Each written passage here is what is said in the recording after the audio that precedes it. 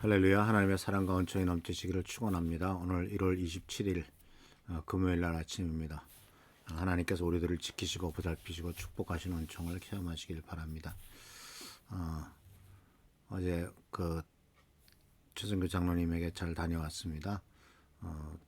하나님께서 돌봐주셔서 이제 차근차근 나아질 것 같고요. 그리고 또한 투석하시느라고 좀 힘드셨는데 이제 회복되셔서 이제 1인실로 들어가실 것 같습니다. 완전히 회복되도록 위해서 기도해 주시고 또 하나님께서 함께 하시도록 우리 모두가 다 더욱더 간절히 매달리는 우리 귀한 성도들 되시기를 바랍니다. 우리가 믿음 안에서 한 식구들 아닙니까? 한 가족입니다.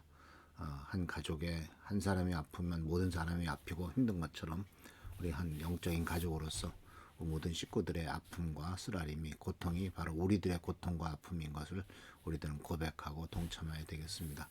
그래서 바로 한 사람이 기뻐하면 다 같이 기뻐하고 한 사람이 슬퍼하면 다 같이 슬퍼함으로써 우리들이 가족된 것을 공동체가 된 것을 우리가 같이 나누고 있습니다.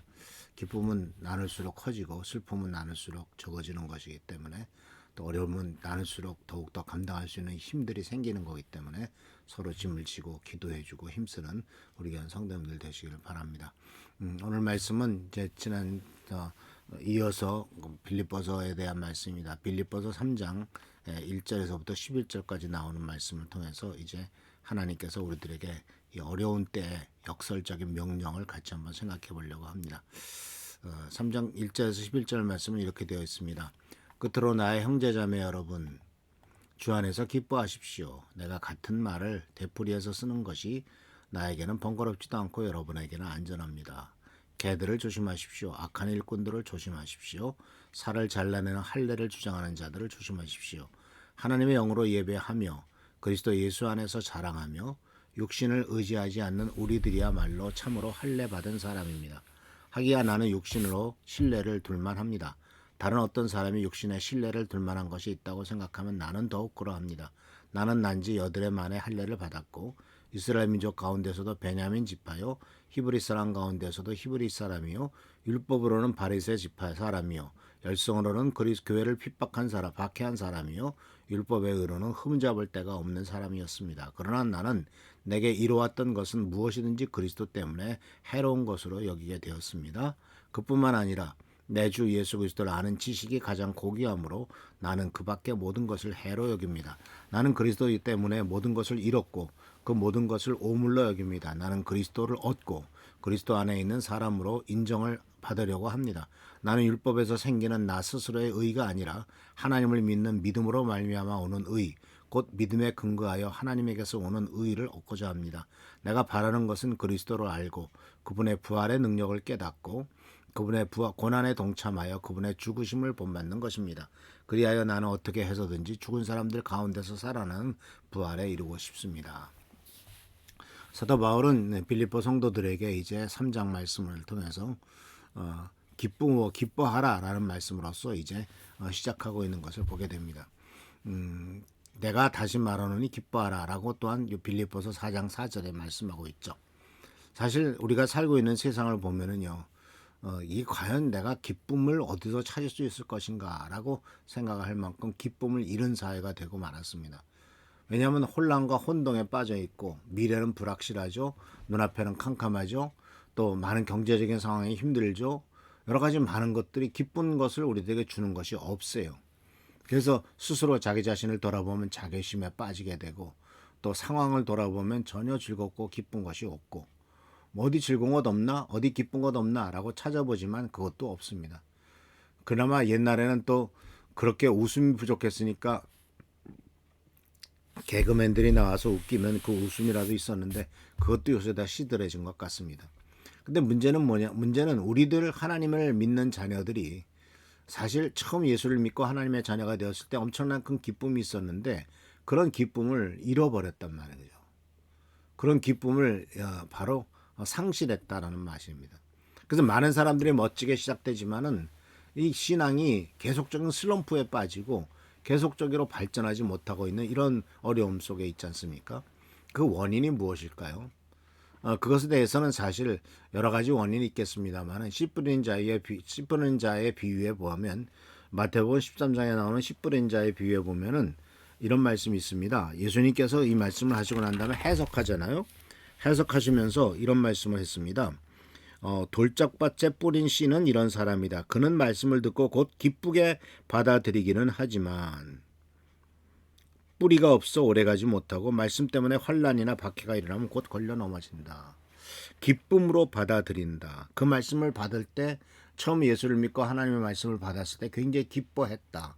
그러나 그 기쁨은 곧 사라지고 말았다. 이유가 바로 무엇이냐면은 뿌리가 없기 때문에 환난과 박해가 일어나기 때문에 걸려 넘어진다라고 말했고, 이어지는 말씀 속에서 보면 가시덤불 속에 뿌린 씨는 말씀을 듣기는 하지만 세상의 염려와 유혹, 재물의 유혹이 말씀을 막아 열매를 맺지 못한다라고 이렇게 말씀하고 있습니다.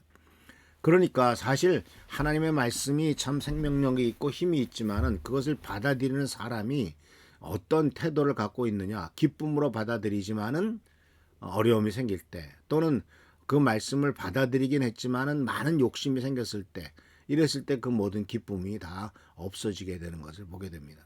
그런데 이 사도 바울은 이와 같은 그 원인들이 있다 할지라도 사도 바울이 권면을 하고 있는 것은 바로 뭐냐면은 1절에서 바로 다시 말합니다. 주님 안에서 항상 기뻐하십시오. 같은 말을 여러 번 한다고 귀찮아 생각하지 말고 여러분을 위한 말이니 잘 들어주시기 바랍니다. 이렇게 말합니다. 주님 안에서 기뻐하십시오. 내가 반복해서 말합니다. 빌립보서 4장 4절에서는 또 뭐라 했습니까? 주님 안에서 항상 기뻐하십시오. 다시 말합니다. 기뻐하십시오. 다시 한번 말합니다. 기뻐하십시오. 그러니까 우리는 여기에서 무엇을 발견하게 되냐면 주님 안에서 기뻐한다는 것은 상황과 조건에 따라서 움직이는 것이 아니라 하나님께서 명령하신 것이다라는 거예요. 기뻐하라는 명령을 받았다라는 거예요. 그래서 기뻐하라고 하는 사도 바울의 권면은 이 빌립보서에서도 17번이나 권면하는 것을 보게 됩니다. 여러 가지 상황이 있음에도 불구하고 계속해서 사도 바울은 기뻐하라고 요구를 하고 있습니다.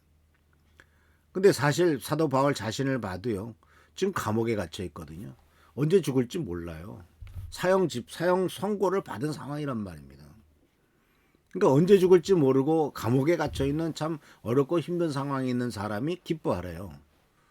그러니까 우리는 여기에서 사도 바울의 기쁨은 상황에 따라서 움직이는 그런 기쁨이 아니고 또 다른데 기쁨의 근원을 두고 있구나라고 하는 것을 생각해 볼 수가 있습니다. 그래서 오늘 우리는 사도 바울이 생각하고 있는 기쁨의 근원이 무엇일까? 이걸 우리가 한번 깊이 생각해 볼 필요가 있습니다. 그리고 우리들도 또한 기쁨의 근원을 어디에 두어야 되느냐라고 하는 것을 또 생각해 볼 필요가 있어요. 근데 이제 다음 주 월요일부터 또 다시 말씀을 전하게 됐습니다만은 오늘 이 빌립보서 3장에 나오는 1절에서부터 11절까지 나오는 말씀 속에서 우리가 생각할 수 있는 것은 바로 뭐냐면 이제 그 기쁨을 가지라고, 또한 기뻐하라고 명령하고 있는데 기쁨을 빼앗아 가는 것이 무엇이냐 하는 것과 또 그 기쁨을 유지하기 위해서는 어떤 태도를 가져야 되느냐 하는 것이 이제 다음 주 월요일부터 계속해서 말씀을 드리도록 하겠습니다. 그래서 사랑하는 성도 여러분, 하나님께서는 우리들이 기뻐하기를 원하십니다. 그리고 그 기쁨은 세상에 근거를 두고 있지 않다라는 것을 분명히 아시길 바랍니다. 사도 바울이 그렇게 분명히 그 말씀을 하셨고, 사도 바울이 감옥에 갇혀 있고 죽음을 앞두고 있는 끔찍한 어려운 상황 속에서도 그는 계속해서 기뻐하라, 기뻐하라, 기뻐하라고 명령하고 있다는 사실을 기억하면서 우리들도 예수께서 말씀하셨던 이 바울을 통해서 명령하셨던 이 기뻐하라고 하는 권면에 대해서 생각해 보면서 이 기쁨과 은혜가 우리 성도님들의 삶 속에 더욱더 넘치기를 축원합니다. 항상 주님께서 우리들에게 기뻐할 수 있는 힘들을 주실 것이고 또 기쁨을 통해서 하나님께 영광과 존귀를 돌릴 것입니다. 여호와를 기뻐하는 것이 너의 힘이다 라고 주께서 말씀하셨습니다. 결국 우리들은 환경과 조건에 따라 기뻐하는 것이 아니라 여호와를 기뻐함으로써 모든 힘과 능력을 얻게 된다는 사실을 기억하시면서 이 기쁨 속에 승리하며 나가는 우리 교회 성도들 되시기를 축원합니다. 할렐루야, 축복합니다. 기도하겠습니다. 오늘도 함께 하신 은혜를 감사드립니다. 많은 힘든 일들, 어려운 일들이 있습니다. 그럼에도 불구하고 우리 보고 기뻐하라고 말씀하십니다. 아버지 하나님께서 말씀하신 대로 우리가 행할 수 있도록 도와주시고 어떤 근거를 세상에 두지 않고 오직 여호와 하나님께 두므로 여호와 하나님을 인하여 기뻐하고 여호와 하나님을 여호와 하나님 때문에 기뻐하고 여호와 하나님을 기뻐하는 우리의 삶이 되도록 인도하여 주옵소서. 오늘도 함께 하시고 지켜보살펴 주시기를 바라옵고 예수 그리스도의 이름으로 축복하며 간절히 기도하옵나이다. 아멘.